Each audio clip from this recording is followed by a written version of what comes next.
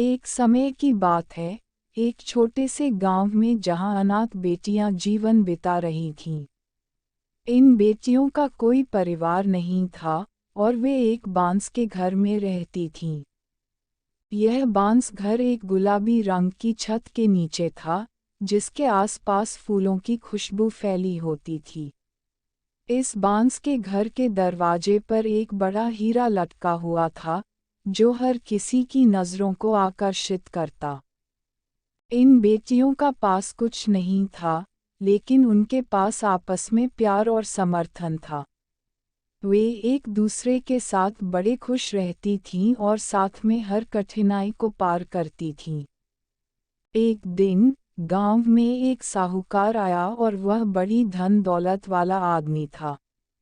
वह उस हीरे को देखकर विचार करने लगा कि यह हीरा उसके लिए कितना महत्वपूर्ण हो सकता है।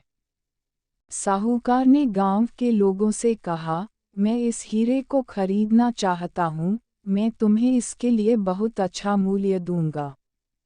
इस सुनकर गांव के लोग खुशी खुशी ही हीरे को साहूकार को दे दिया, और साहूकार ने उसके बदले में बहुत सारा पैसा दिया।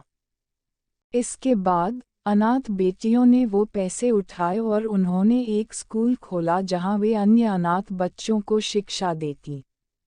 उन्होंने अपने पैसों से एक अस्पताल भी बनवाया जहां गरीबों का इलाज मुफ्त में होता था। इसके साथ ही वे गांव के लोगों की आर्थिक स्थिति को भी सुधारने में मदद करने लगीं और गांव को एक नया दिशा देने में सफल रहीं। इसका सबक यह है कि आपकी मेहनत, ईमानदारी और साझेदारी कभी भी आपको सफलता की ओर ले जा सकती है, चाहे आपके पास धन हो या नहीं। और इस कहानी से हमें यह भी सीखने को मिलता है कि जब हम साथ मिलकर काम करते हैं, तो हम अधिक से अधिक कर सकते हैं।